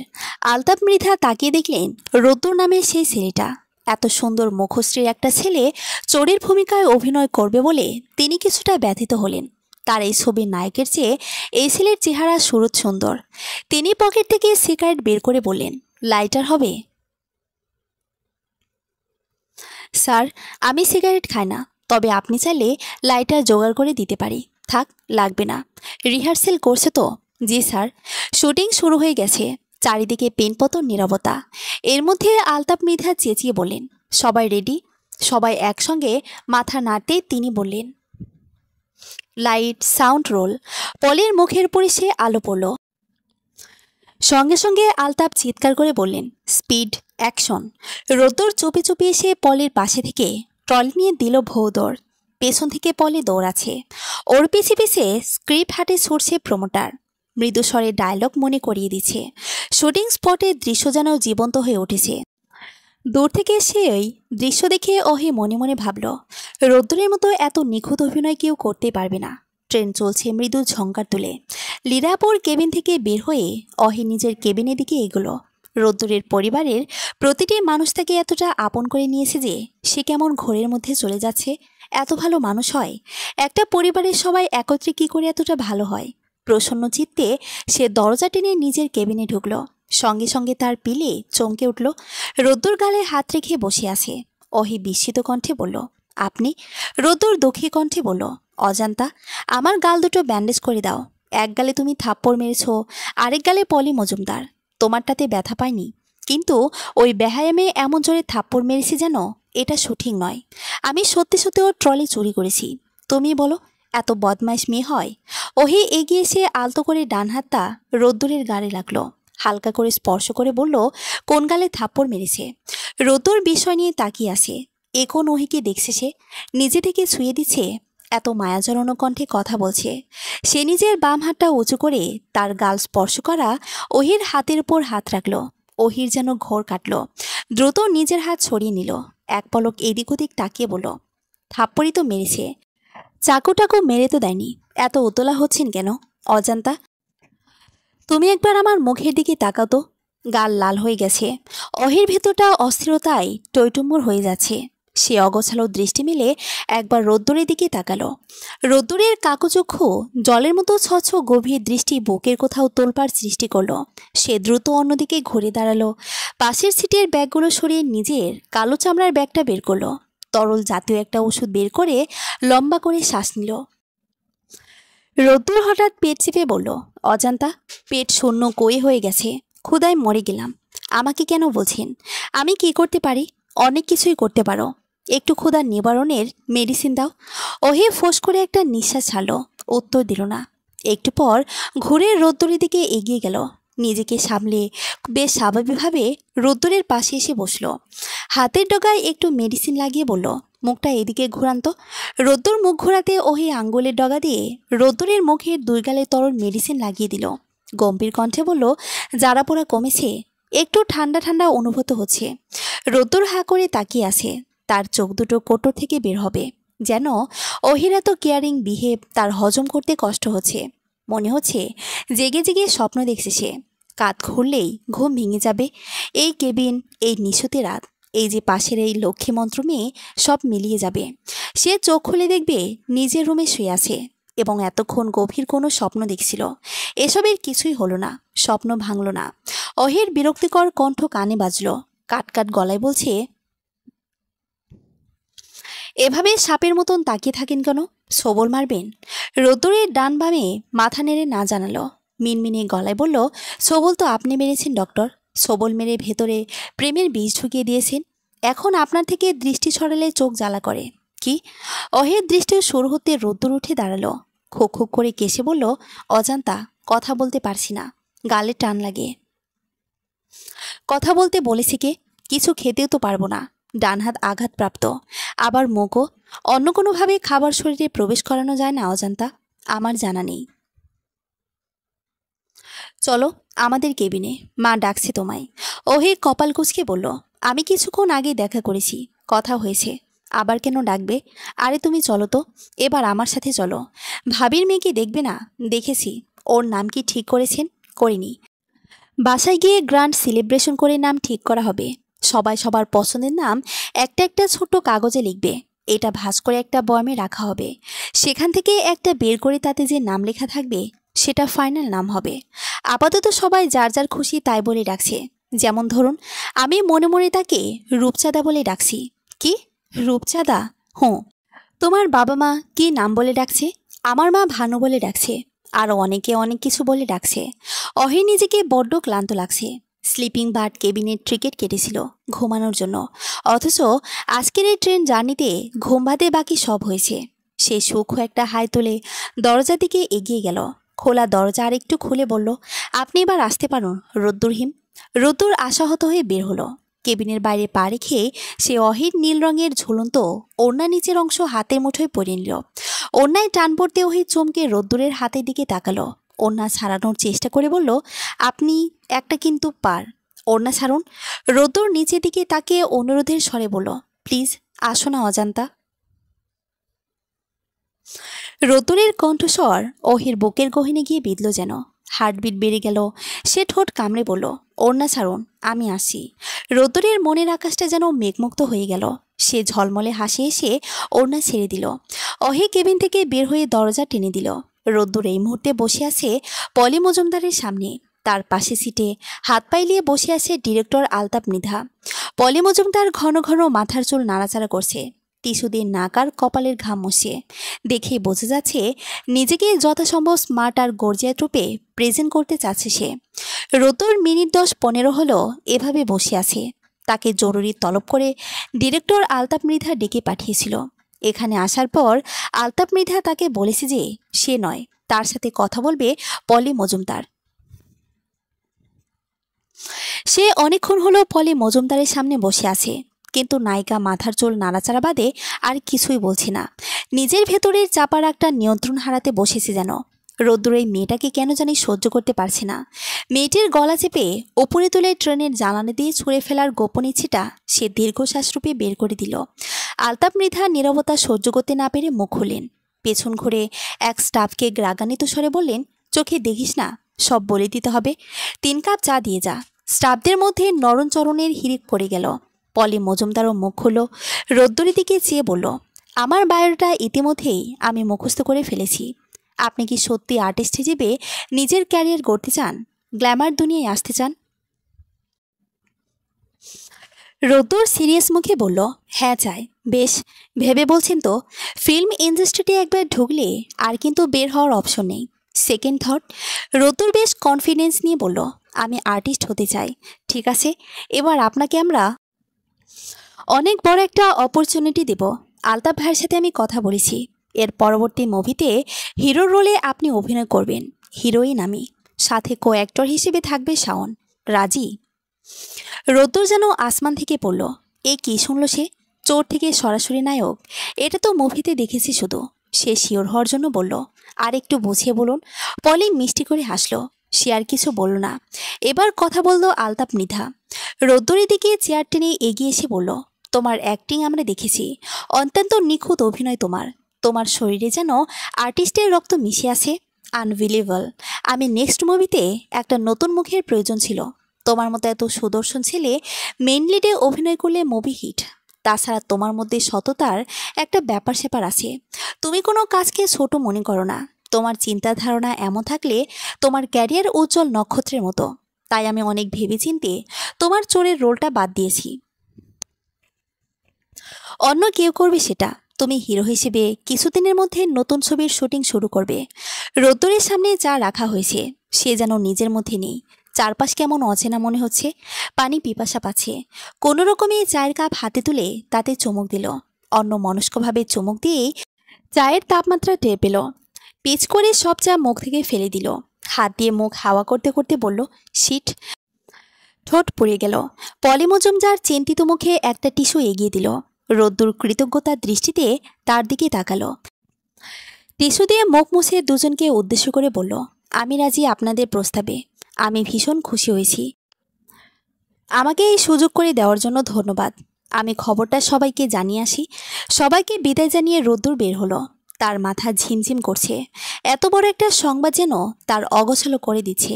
তার এখনো বিশ্বাস হচ্ছে না সে মুভিতে অভিনয় করবে। বুফের কারের ব্রেঞ্চে অহির বাবাকে দেখা যাচ্ছে। রোদ্দুর মুখ আড়াল করে তাকে সাবধানে পাশ কাটিয়ে করিডোরে আসলো। অহির কেবিনের দরজায় টোকা দিল। ভেতর থেকে অহির মিহিসুর ভেসে এলো। ঘুম জড়ানো কণ্ঠে বলল, বাবা ভেতরে এসো, ঘুমিয়ে পড়ো। রোদ্দুর দরজা ঠেলে ভেতরে ঢুকলো। কেবিনের লাইট জ্বলছে, সাদা আলোর ঝলকানি। সেই আলোর প্রায় সবটা অহির মুখের উপর দিয়ে কেন্দ্রীভূত হয়েছে। তাকে এই রোদ্দুরের কাছে আলোর বহর মনে হচ্ছে, যে তার অন্ধকার জীবনে আলোর মশাল হাতে পথ দেখাচ্ছে। এই মেয়েটার সব শুভ তার জন্য। এই মেয়েটা আসতো একটা মায়ায় মোড়ানো ভালোবাসা। রোদ্দুরের বুকের ভেতর ভালোবাসার ঢেউ খেলে গেল যেন। তার দৃষ্টি মিশে আছে অহির মুখপানে। অহির মাথার চুলগুলো সিটের উপর ছড়িয়ে ছিটিয়ে আছে। বন্ধ চোখের পাপড়িগুলো যেন সগর্বে দাঁড়িয়ে আছে। পাতলা ঠোঁট তাকে টানছে, কাছে টানছে চম্বুকের মতো। রতন ক্ষীণ সরিয়ে পা ফেলে এলোমেলো গতিতে অহির কাছে গেল। অহি পাতলা কম্বল গায়ে জড়িয়ে পা ভাঁজ করে শুয়ে আছে। সে এগিয়ে গিয়ে অহির মাথার কাছে নিচে বসে পড়ল। খুব কাছে কারো অস্তিত্ব অনুভব করতে অহির শরীরের ভেতর দিয়ে শীতল রক্তস্রোত বয়ে গেল। ধপ করে চোখ খুলে রোদ্দুরকে খুব কাছাকাছি দেখতে পেল। কয়েক সেকেন্ড সে মুখের দিকে চেয়ে এক লাফে উঠতে নিল, কিন্তু পারল না। জোরপূর্বক ওঠার চেষ্টা করতে রোদ্দুর দু কাঁধ চেপে অহিকে শুয়ে দিল। অগোছালো কণ্ঠে বলল, অজান্তা আমার ঠোঁট পড়ে গেছে, চিকিৎসা দাও। রোদ্দুরের দ্বিধাহীন কণ্ঠ শুনে অহির চোখ দুটো যেন ছানাবড়া হয়ে গেল। এরকম একটা কথা তবুও কেমন সাবলীলভাবে বলছে। এই ছেলেকে সে হাড়ে হাড়ে চিনে গেছে। বুক চিরে একটা দীর্ঘশ্বাস বেরিয়ে এলো তার। কোন দুঃখে যে সে ডাক্তারি পড়তে গিয়েছিল। কি হলো অজান্তা? জ্বালাপোড়া করছে তো। অহির রোদ্দুরের হাত দুটো সরিয়ে ওঠার চেষ্টা করলো, পারল না। বিরক্তি নিয়ে বলল, কাজ ছাড়ুন, উঠতে দিন। আগে তুমি ঠোঁটের চিকিৎসা দাও। এইবার কিন্তু ঘুষি খাবেন বলছি, ছাড়ুন। রোদ্দুর ছাড়ল না। অহি ফোঁস করে একটা নিঃশ্বাস ছাড়ল। এই ছেলের সাথে সংসার করতে গেলে যে তাকে কত রকম পরিস্থিতির সম্মুখীন হতে হবে তা বলার অপেক্ষায় রাখে না। সর্বোপরি তার ডাক্তারি জীবনের দফা দফা হয়ে যাবে। একের পর এক অজুহাতে শুধু চিকিৎসা চাইবে। আজ হাত কেটে গেছে, কাল পা কেটে গেছে, পরশু জ্বর বাঁধিয়েছে, তার পরশু আঙ্গুল পরে ভস্ম হয়ে গেছে ইত্যাদি। কে যে তাকে ডাক্তারি পড়ার পরামর্শ দিয়েছিল। সে তীক্ষ্ণ দৃষ্টিতে একবার রোদ্দুরের ঠোঁটের দিকে তাকালো। গলার স্বর নামিয়ে বলল, ঠোঁট পুড়ে গেছে কিভাবে? অন্যমনস্ক হয়ে গরম চায়ে চুমুক দিয়েছিলাম। রোদ্দুরের হাত ঢিলে হয়ে এলো। অহি একলাপে উঠে বসলো। হাতের ব্যান্ড খুলে মাথার খোলা চুল পেঁচিয়ে বলল, এক কাজ করুন, অন্যমনস্ক হয়ে আরেক কাপ ধোয়া ওঠা গরম চায়ে চুমুক দিন, ঠিক হয়ে যাবে। রোদ্দুর ধপ করে উঠে দাঁড়ালো। গলা উঁচিয়ে বলল, তুমি চিকিৎসা দিবে কিনা সেটাই বলো। কে চিকিৎসা দিব বলুন শুনি? ডক্টর তুমি না আমি। আমায় জিজ্ঞেস করছো কেন অজান্তা? আমি হলাম পেশেন্ট, মানে রোগী, আর তুমি ডাক্তার। চিকিৎসা তুমি দিবে, আমি আপনাকে চিকিৎসা দিতে পারবো না। চিকিৎসা দেবে না মানে? ডক্টর হয়েছে কি গরুর ঘাস কাটার জন্য? তোমার সব সার্টিফিকেট আমি পুড়িয়ে ফেলবো। অহির হাসি পাচ্ছে খুব, তবু নিজেকে নিয়ন্ত্রণ করে বেশ স্বাভাবিক রইল। চোখ সরু করে বলল, পুড়িয়ে ফেলুন না, বারণ করেছে কে? রোদ্দুর এলোমেলোভাবে কিছুক্ষণ কেবিনে হাঁটাহাঁটি করলো। তারপর অহির সামনে দাঁড়িয়ে পড়ল। কিছুক্ষণ অহির মুখে তীক্ষ্ণ দৃষ্টিতে চেয়ে রইল। তারপর ডান হাতের আঙ্গুল উঁচিয়ে বলল, তুমি ভয়ঙ্কর নিষ্ঠুর। ঠোঁট পোড়ার সাথে সাথে তোমার প্রতি আমার সব অনুভূতি পুড়িয়ে ফেললাম অজান্তা। এই মুহূর্ত থেকে তোমার প্রতি আমার সব ফিলিংসে ফোসকা পড়ে গেল। আমি আর তোমায় ভালোবাসি না। এত দ্রুত ভালোবেসে ফেলেছিলেন মিস্টার রোদ্দুরহিম? আপনার ফিলিংসও দেখি মডার্ন সায়েন্সকেও হার মানাবে। চুপ। এই মুহূর্ত থেকে তোমার সাথে আমার সব সম্পর্ক শেষ। All over. আমি চলে যাচ্ছি। যাচ্ছে বলেও রোদ্দুর যাচ্ছে না। এই মানুষটা এত ফানি। রেগে গিয়ে তাকে আরও ফানি লাগছে। অহির ঠোঁট টিপে হেসে বলল, যাচ্ছে বলেও যাচ্ছে না কেন? রোদ্দুর আর অপেক্ষা করল না। গড়গড় করে কেবিন থেকে বের হয়ে গেল। সে চলে যেতে অহি ফিক করে হেসে ফেল। সে বুঝতে পারছে আজকের পর থেকে তার জীবনটা অন্যরকম হয়ে গেল। আজকের পর থেকে বাকি জীবনটা রোদ্দুর তার ভালোবাসার খুনসুটি আর পাগলামিতে ভরিয়ে রাখবে সবসময়। কিছুক্ষণ পর সে দরজার দিকে এগিয়ে গেল। টানা দরজায় হাত রেখে বন্ধ করতে শেষ মুহূর্তে রোদ্দুর ধরে ফেলল। অহি কপাল কুঁচকে বলল, আবার কি চাই? রোদ্দুর কাঠগলায় জবাব দিল, কি চাই মানে? আমার জিনিস নিতে এসেছি, ব্লেজার ফেরত দাও। অহি দ্রুত গিয়ে ব্যাগের চেন টেনে ব্লেজার বের করলো। রোদ্দুরের দিকে ছুঁড়ে মেরে বলল, এই নিন। রোদ্দুর এক হাতে ব্লেজার চেপে ধরে রাগান্বিত স্বরে অহির দিকে চেয়ে রইল। সে দৃষ্টিকে সম্পূর্ণ উপেক্ষা করে অহি দরজা বন্ধ করে নিল। শেষ মুহূর্তে রোদ্দুর আবার পা দিয়ে বাধা দিল। অহি বিস্ময় নিয়ে তাকাতে বলল, আমাকে খেয়ে ছেড়ে দিবে তা তো হবে না অজান্তা। আপনাকে কখন খেলাম আবার? পানি পানি খেয়েছো? আমার টাকায় কেনা আমি পানি খেয়েছো? পানি ফেরত দাও। হাবিজাবি পানি হলে চলবে না, আমার চাই মিনারেল ওয়াটার। অহি রোদ্দুরের শেষ কর্মকাণ্ড দেখতে যাচ্ছে, আরও কি পাগলিম করে তার যবনিকা টেনে ছাড়বে। সে প্রায় দৌড়ে গিয়ে সিটের পাশ থেকে পানির বোতল এনে রোদ্দুরের দিকে বাড়িয়ে দিল। বলল, এবার বিদায় হন। রোদ্দুর বিদায় হলো না। কয়েক সেকেন্ড দরজা ধরে দাঁড়িয়ে থেকে আচমকা অহিকে ঠেলে সরিয়ে কেবিনে ঢুকে পড়ল। ট্রেন ঝিকঝিক শব্দ তুলে এগিয়ে চলেছে। লোহায় লোহায় টক্কর লেগে সৃষ্ট শব্দটা ইতোমধ্যে গানের শুনিয়েছে যেন। দীর্ঘক্ষণ শোনার ফলশ্রুতিতে অহির মনে হচ্ছে সে চমৎকার একটা সুর শুনছে। ট্রেন মৃদু কাঁপছে। সেই কাঁপুনির সাথে পাল্লা দিয়ে অহির বুকটাও দুরু দুরু কাঁপছে। নিজেকে ধাতস্থ করে সে বলল, ভেতর এলেন কেন? আবার কি চায়? আরও কিছু পাবেন? রোদ্দুর আর চোখে অহির দিকে তাকালো, কিন্তু ঘুরে দাঁড়াল না। হাতের ব্লেজার চেপে ধরে বলল, আমার আর কিছু পাবো না, তুমি পাবে। সব বগিতে অন্ধকারে ভয় পেয়ে তোমায় জড়িয়ে ধরেছিলাম, এবার তুমি আমায় একবার জড়িয়ে ধরো, শোধবোধ হয়ে যাবে। আমি কারো কাছে ঋণী থাকতে চাই না। কি? রোদ্দুর ঘুরে দাঁড়ালো।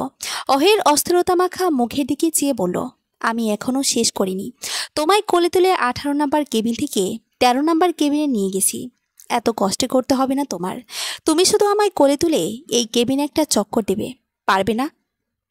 অহে ছিটকে দুপা পিছিয়ে গেল। অগোছালোভাবে বলল, আপনি একটা আজব প্রাণী। আজব হলেও আমি একটা প্রাণী। তোমার মতো নিষ্ঠুর উদ্ভিদ নই। আমার প্রাণ আছে। তুমি একটা প্রাণহীন, হৃদয়হীন ইউক্যালিপটাস। অহে মৃদু হেসে ফেলল। রোদ্দুরকে থামিয়ে দিতে হবে, নইলে ননস্টপ বকবক করতে থাকবে।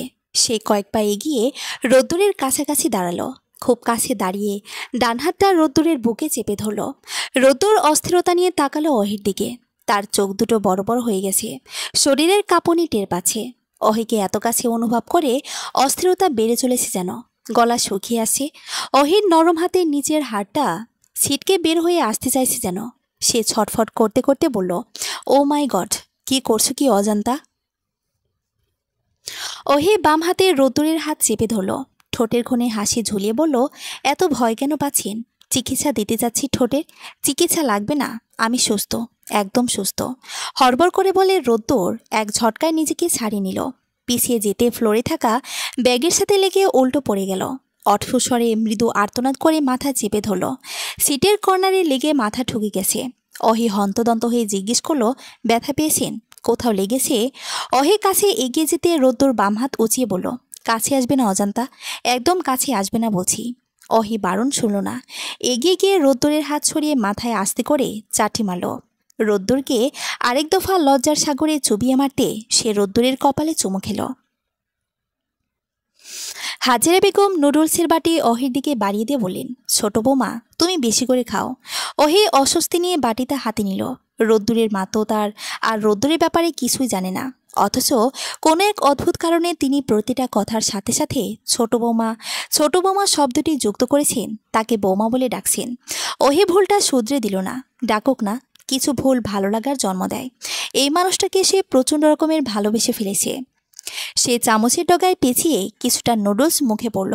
চিবোতেই তার স্বাদটা টের পেল। এতকাল যাবৎ বাইরে যাচ্ছে, তাই খাবার খেয়ে মুখ পচে গেছে। মনে হচ্ছে বহুদিন পর এত সুস্বাদু খাবার খাচ্ছে। সে দ্রুত অর্ধেক বাটি খালি করে বলল, আন্টি, আপনার রান্নার হাত চমৎকার। হাজেরা বেগমের মুখে হাসি ফুটে উঠল। রান্না নিয়ে কেউ প্রশংসা করলে তার ভীষণ ভালো লাগে। তিনি অহির মাথায় হাত বুলিয়ে বললেন, আরও অনেক খাবার আছে, ধীরে সুস্থে খাও। অনেক দূরের পথ, সেজন্য খাবার রান্না করে নিয়ে এসেছি। তাছাড়া বড় বৌমার এখন ঘন ঘন খাওয়া প্রয়োজন। অহির ভেতরটা প্রশান্তিতে ভরে গেল। বোতল খুলে একটু পানি খেলো। খোলা দরজা দিয়ে একবার বাইরে তাকালো। রোদ্দুরকে চোখে পড়ছে না, হয়তো লীরা ভাবির কেবিনে। হাজেরা বেগম অহির প্লেটে কষানো মাংস তুলে দিয়ে বলল, ছোট বৌমা, শুনলাম হিম নাকি ছবিতে অভিনয় করবে। হ্যাঁ আন্টি, ঠিকই শুনেছেন। তোমার শ্বশুরমশাই রাজি তো? উনি হ্যাঁ বলে দিয়েছে।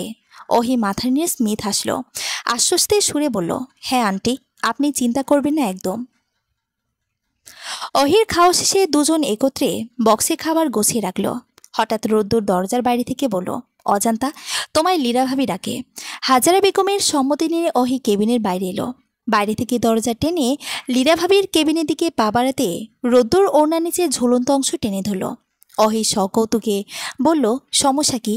রোদ্দুর এলোমেলো সুরে বলল, বুকে ব্যথা করে অজান্তা, করুক। আরও কত রকমের অসুখ করবে এখন আপনার। আপনার কোনো চিকিৎসা আমি করছি না।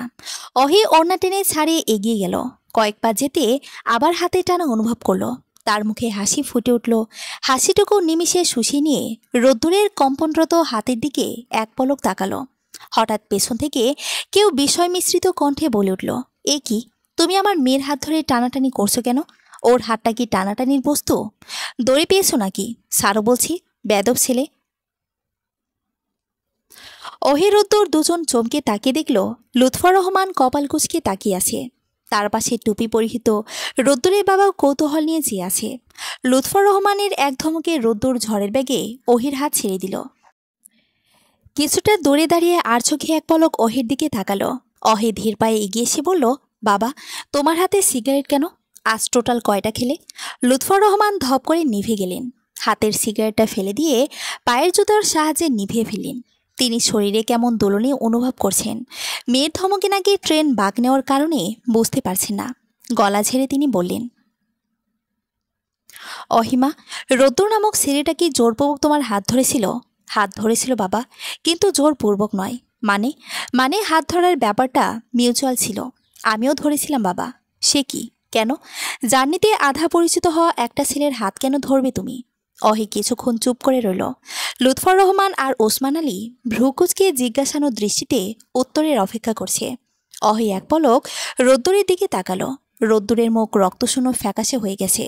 ওহি স্পষ্ট সুরতুরে বলল, বাবা, আমি আধা পরিচিত এই ছেলের হাতটা সারা জীবনের জন্য ধরতে চাই। আর কেউ মুখ খুলল না, কোনো কথাই হলো না। ট্রেনের হুইসেল বাদে চারিদিক নিস্তব্ধ। ওহি ভয়ে ভয়ে বাবার মুখের দিকে তাকাতে তিনি ফিক করে হেসে দিলেন। পাশ থেকে তার হাসিতে সামিল হলেন ওসমান আলী। ওহিয়ার রোদ্দুর সন্দেহ নিয়ে তাকাতে ওসমান আলী হাসতে হাসতে বললেন, আমরা তোমাদের এই প্রস্তাবে ভীষণ খুশি হয়েছি গোমা। জীবনে প্রথমবার হিম একটা ভালো কাজ করলো। আসলে আমি নিজেই তোমার বাবাকে প্রস্তাব করেছিলাম তোমাকে বাড়ির ছোট বউ করার জন্য। তোমার বাবা দ্বিধাদ্বন্দ্বে ভুগছিল। আশা করি সব দ্বিধা কেটে গেছে, তাই না ভাই সাহেব? লুৎফর রহমান হেসে বলেন, জি বেয়াই সাহেব। তারপর আর কথা হলো না। লুৎফর রহমান এগিয়ে গিয়ে মুচকি এসে রোদ্দুরের পিঠ চাপড়ে দিল। ওসমান আলীকে ইশারা করে দুজন ১৯ নাম্বার কেবিনে ঢুকল। ওহি বাবার গমন পথের দিকে যেয়ে কৃতজ্ঞতার হাসি হাসল। ঘুরে দাঁড়িয়ে রোদ্দুরের দিকে তাকালো। রোদ্দুরের মুখভঙ্গি এখনও স্বাভাবিক হয়নি। ওহি এগিয়ে গিয়ে বলল, এভাবে আরও দাঁড়িয়ে থাকবেন? অজান্তা, ওনারা যা বলল তা কি সত্য? আমি কি জেগে জেগে স্বপ্ন দেখছি? রোদ্দুরের বিস্ফোরিত দৃষ্টি দেখে অহি মাথা নাড়ল। রোদ্দুরের হাতে একটান মেরে বলল, এবার বগিতে আমার পাশে বসে স্বপ্নের বাকি অংশটা দেখবেন। চলুন। ট্রেন ছুটে চলেছে অবিরাম গতিতে। একের পর এক স্টেশন পেরোতে পেরোতে ক্লান্ত এখন সে। আর কিছুটা পথ পেরোলেই শেষ স্টেশন। ক্ষুদ্র ক্ষুদ্র ঘটনা, নতুন অভিজ্ঞতা, ভালো লাগা, খারাপ লাগা, সুখ স্মৃতি, দুঃখ স্মৃতিসহ অসংখ্য টুকরো টুকরো ঘটনার সাক্ষী হয়ে সবাই শেষ গন্তব্যে নেমে যাবে। এই গন্তব্যে দীর্ঘ সময়ের ট্রেনের ভ্রমণের সমাপ্তি ঘটবে। শুরু হবে নতুন গন্তব্য। জীবন থেমে থাকে না। এই যে ফরএভার ট্রেন, এর শেষ গন্তব্য মৃত্যু। মৃত্যুতে এর ছুটে চলা ট্রেনের চির সমাপ্তি ঘটবে। ছুটন্ত এই ট্রেনে পরিচয় হওয়া দুজন মানবী ছুটে চলেছে নিজ গন্তব্যে। রাতের আধারে সবগির জানালার ধারে বসে দুজন নিশ্চুপ অন্ধকার অবলোকন করছে। কাঁধে মাথা রেখে ট্রেন ছুটে চলার শব্দের সাথে একে অপরের নিস্তব্ধতাকে গুনে চলেছে, যেন একে অপরের শ্বাস প্রশ্বাস গুনে চলেছে। একে অপরের হাতের ভাঁজে থাকা হাত তারা ছাড়বে না। এই হাত ধরে তারা ট্রেনের শেষ স্টেশন পেরিয়ে ভালোবাসা নামক নতুন স্টেশনে পা রাখবে। পরিশিষ্ট। টানা 7 বারের মতো অহিকে ফোন করে পেল না রোদ্দুর। অহি তার ফোন তুলছে না। বেলকনি থেকে রুমে ঢুকে ফোনটা বিছানায় ছুঁড়ে মারল সে। এই মেয়ে, তাকে কি ভেবেছে কি? এত অবহেলা কেন করবে? সবসময় নিজের মর্জি মতো কেন চলবে? সে চেঁচিয়ে তার পিয়ে ইউনুসকে ডাকল। অল্প বয়স্ক এক ছেলে তৎক্ষণাৎ রুমে ঢুকে বলল, ইয়েস স্যার। তোমাদের ম্যাডাম এখন কোথায় থাকতে পারে? কোনো আইডিয়া আছে? স্যার, হসপিটালে থাকার সম্ভাবনাই বেশি। কি? এত রাতে হসপিটালে কেন থাকবে? ম্যাডামের প্রতি বুধবার রাতে হসপিটালে ডিউটি থাকে। আজ তো বুধবার, ভুলে গেছেন নিশ্চয়ই। তবে বাসাতেও থাকতে পারে। কেন স্যার, আপনি যাবেন? রোদ্দুর দেয়াল ঘড়ির দিকে তাকালো। 10টার ওপরে বাজে। বেশি রাত না হলেও তাকে শাওয়ার নিতে হবে। বাইরে থেকে মাত্র সে ফ্ল্যাটে ফিরেছে। নিজের দিকে এক পলক চেয়ে সে হুকুমের স্বরে বলল, ইউনুস, এক কাজ করো, আমি শাওয়ারে ঢুকবো। মোটামুটি 2 ঘন্টার মতো সময় লাগবে। এর মধ্যে তুমি আর ড্রাইভার গিয়ে অহিকে নিয়ে আসবে। আসতে রাজি না হলে ভয় দেখিয়ে জোর করে তুলে নিয়ে আসবে। ইউনুস চমকে বলে উঠল, স্যার, এত রাতে ম্যাডামকে তুলে নিয়ে আসবো? এত অবাক কেন হচ্ছ? আমার বউকে তো তুলে নিয়ে আসতে বলেছি, অন্য কাউকে তো নয়। বিয়ে করা বউ আমার। যদিও পারিবারিকভাবে মিডিয়া থেকে লুকিয়ে বিয়ে করেছি, তবুও তুমি তো জানো। তাহলে সমস্যা কোথায়? পারবে না? রোদ্দুরের বিরক্তি ঝরা কণ্ঠে ইউনুস ভরকে গেল। বেশ কনফিডেন্স নিয়ে বলল, পারবো স্যার, আমি এক্ষুনি যাচ্ছি। ইউনুস ঝড়ের বেগে রুম ত্যাগ করল। রোদ্দুর দরজার দিকে এক পলক চেয়ে ঝট করে বিছানায় শুয়ে পড়ল। আর্টিস্ট হিসেবে ক্যারিয়ার শুরু করার পর থেকে সবসময় তাকে ব্যস্ত থাকতে হয়। ওদিকে ওহি তার ডাক্তারি পেশা নিয়ে ব্যস্ত। বিগত 1.5 বছরে তাদের দুজনের কদাচিৎ দেখা হতো। অথচ রোদ্দুর অহিকে না দেখতে পেয়ে সারাক্ষণ হাঁসফাঁস করত। চোখের সামনে অহির চেহারা ভাসত সবসময়। কোনো কাজে মন বসে না, শুটিংয়ে মনোযোগ নেই। এসব থেকে রক্ষার জন্য আজ 17 দিন হলো সে অহিকে বিয়ে করেছে। কিন্তু বিয়ের পর থেকে অহি তাকে আরও বেশি করে ইগনোর করা শুরু করেছে। কাছে বসছে না, দুটো কথাও বলছে না, একটু ছুঁয়ে দিচ্ছে না। আবার বিয়ের 2 দিন পরেই সে নিজের ফ্ল্যাটে চলে গেছে। অহি তার বাবা মা সহ এখন হসপিটালের কাছে একটা ফ্ল্যাটে থাকে। রোদ্দুর 2 দিন শুটিংয়ের ফাঁকে সে ফ্ল্যাটে গেছে, হসপিটালে গেছে 2 দিন। সব জায়গা গিয়ে দেখে অহি লাপাত্তা। অহি যেন তার সাথে লুকোচুরি খেলছে। ধরা দিব দিব করে কিছুতেই ধরা দিচ্ছে না। গায়ের ঘরমাক্ত শার্টটা একবার নাকে শুকিয়ে রোদ্দুর বিছানা ছেড়ে উঠে পড়ল। ওয়াশরুমে ঢুকে মন কিছুটা হালকা হলো। শাওয়ারের সব কিছু একদম রেডি। শাওয়ার শেষ করে শুধু টাওয়াল পরে ওয়াশরুম থেকে বের হলো রোদ্দুর। মনটা ফুরফুরে হয়ে গেছে অনেকটা। মাথার ভেজা চুলগুলো হাত দিয়ে ঝাড়া দিয়ে সামনে এগোতে অহয়কে চেয়ারে বাঁধা অবস্থা দেখে চমকে উঠল। পরক্ষণে নিজের ওদাম গায়ের দিকে নজর পড়তে লজ্জায় কুঁকড়ে গেল। একটানে টাউন খুলে গায়ে পেঁচিয়ে বলল, অজান্তা, তুমি কিছু দেখোনি, রাইট? অহির ভ্রু কুঁচকে গেল। এই ছেলে গাধাদের কোন স্তরে পড়ে? কোমর থেকে টাওয়াল খুলে গায়ে পেঁচাচ্ছে। এদিকে নিজে যে পুরাতন ঢাকার সদরঘাট। সে চোখ সরিয়ে চেঁচিয়ে বলল, কিছু কাপড় অন্তত পরুন, নাকি আর্টিস্টদের রাতের বেলা উন্মুক্ত শরীরে থাকতে হয়? রোদ্দুর নিচের দিকে তাকিয়ে অস্ফুট শব্দ করল, প্রেম প্রেম পাগলামি। ছবির শুটিংয়ের সময় ভিলেনকে যে গালিটা দিয়েছিল, মনে মনে নিজেকে সেই জঘন্য গালিটা দিল।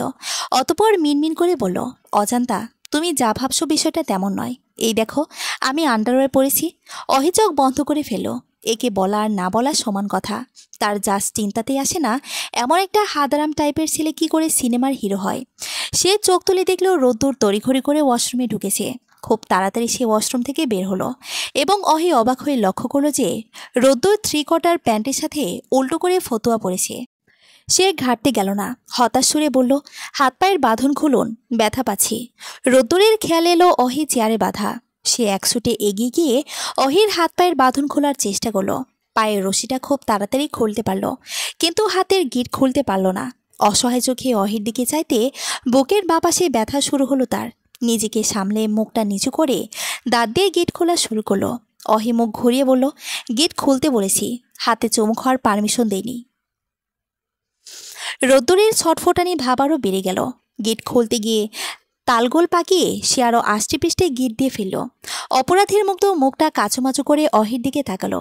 অহি একটা দীর্ঘশ্বাস ফেলে বলল, সিনেমার নায়িকাদের যখন ভিলেন আটকে রাখে তখন তো 2 সেকেন্ডে সব বাঁধন খুলে তাকে রক্ষা করেন, আর আমার বেলা সব অগোছালো কেন? রোদ্দুর রশি খুলতে সক্ষম হলো না। দ্রুত উঠে ড্রেসিং টেবিলের ড্রয়ার থেকে কেচি নিয়ে এলো। রশি কেটে অহিকে মুক্ত করে বলল, মানে ডক্টর অজান্তা অহি, ভেরি সরি। আমার অ্যাসিস্ট্যান্টে শুধু বলেছিলাম শাওয়ার শেষ করে যেন আমি অজান্তাকে দেখতে পাই। আসতে না চাইলে প্রয়োজনে তুলে আনবে। আমি ধারণা করিনি আমার কথা অক্ষরে অক্ষরে পালন করবে। সত্যি সত্যি তোমায় জোর করে তুলে নিয়ে আসবে। খুবই দুঃখিত। যদি না আসতে না যাওয়ার অভিনয় করেছি, তবু আমি স্বইচ্ছায় না এলে কারোর ক্ষমতা ছিল না নিয়ে আসার। তাই এই মাঝরাতে আমায় তুলে নিয়ে আসার কারণ কি? কি করবেন আমাকে দিয়ে? রোদ্দুরের বুকের ভেতর 10 নাম্বার বিপদ সংকেত দেখা দিল। হার্ট বুক ছিঁড়ে বেরিয়ে আসতে চাইছে। ডান হাতটা বুকের বাঁ পাশে রেখে চেপে ধরে বিড়বিড় করে বলল, ও মাই গড, এত রাতে অজান্তার আমি এক ঘরে? কি হবে এবার? কি করব ওকে দিয়ে? অহির কপালে ফুটে ওঠা সূক্ষ্ম ভাজির দিকে চোখ পড়তে সে ফ্যাকাশেভাবে হেসে বলল, হে হে হে, মানে কফি। তোমার হাতে 1 কাপ কফি খাওয়ার জন্য তুলে নিয়ে এসেছি। অহি একটা নিঃশ্বাস ছাড়ল। রোদ্দুরের মিথ্যাগুলো এত খাপছাড়া হয় যে বুঝতে 2 সেকেন্ড সময় লাগে না। সে চেয়ার ছেড়ে উঠে রোদ্দুরের রুমের সর্বত্র নজর বোলালো। এই ফ্ল্যাটে সে এর আগে আরও কয়েকবার এসেছে, দিনে রাতে নয়। রোদ্দুর আর্টিস্ট হওয়ার পর থেকে আলাদা ফ্ল্যাট নিয়ে থাকে। এখানে ডিরেক্টর, স্টাফের লোকজনই প্রায় নানা রকম চুক্তি নামা নিয়ে আসে। তার কর্মজীবনের সবকিছু এই ফ্ল্যাটে। সময় সুযোগ পেলেই রোদ্দুর তাদের নিজস্ব ফ্ল্যাটে গিয়ে বাবা মায়ের সাথেই থাকে। পেছন থেকে কেউ জড়িয়ে ধরতে অহির ঘোর কাটে। ঘোর কাটতে পেটের কাছে রোদ্দুরের কম্পমান হাত দুটো ছড়ানোর চেষ্টা করলো, কিন্তু রোদ্দুর ছাড়ল না। অহির রুদ্ধ কণ্ঠে বলে উঠল, আপনি আমায় আর আগের মতো ভালোবাসেন না। কে বলেছে ভালোবাসি না? এই দেখো অজান্তা, তোমায় ছাড়া আমি নিঃশ্বাস নিতে পারি না। দম বন্ধ হয়ে আসে, সব কিছু ফাঁকা ফাঁকা লাগে। একমাত্র তোমার কাছে এলে বুকের সুখের ব্যথা শুরু হয়।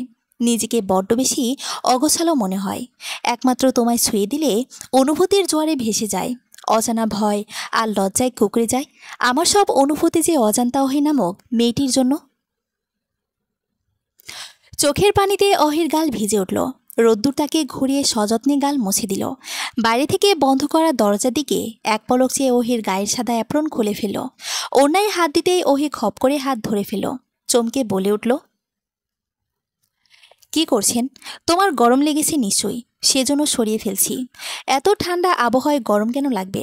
তাছাড়া এসি চলছে। আমার তো শীতে জুবুথুবু অবস্থা। রোদ্দুর কেঁদে দিয়েছে প্রায়। এই মেয়েকে আর কি করে বোঝাবে সে? এর বেশি বোঝানো তার পক্ষে সম্ভব নয়। সে অসহায় মুখ করে ঘুরে দাঁড়াতে অহি একটানে ফের নিজের দিকে ঘোরালো। মুচকি এসে উঁচু হয়ে রোদ্দুরের মুখের সর্বত্র এলোপাথারি চুমু খেল। মাঝরাতে অহিকে বুকে জড়িয়ে রোদ্দুর তার পেয়ে ইউনুসকে লম্বা একটা মেসেজ লিখল, যার সারমর্ম এই যে সে আর সিনেমা জগতে কাজ করবে না। শখের বসে 3টে ছবি করেছে। তার 4র্থ ছবি হজবরলের টিজার বের হয়েছে। ইতিমধ্যে সেটা সোশ্যাল মিডিয়ায় ব্যাপক সাড়া ফেলেছে। অনেক টাকাও ইনকাম করেছে। আর মুভি টুবিতে কাজ করবে না। এখন সে বউ নিয়ে দেশ বিদেশে ঘুরে বেড়াবে। ঘোরাঘুরি শেষ হলে ফুড ব্লগিং দিয়ে শুরু করে বাবার বিজনেসে হাত দিবে। তার জীবনে এখন একটাই লক্ষ্য, সেটা হলো সুযোগ পেলে বইয়ের আঁচল ধরে পেছন পেছন ঘুরঘুর করা আর ডাক্তার বইয়ের কাছে নানাবিধ রোগের চিকিৎসা নেওয়া। অজান্তা অহি আর তার পরিবারকে নিয়ে বেড়ে ওঠা তার একান্ত ছোট্ট পৃথিবী ভয়ানক সৌন্দর্যে। এর বাইরে তার কিছু চায় না। সমাপ্ত।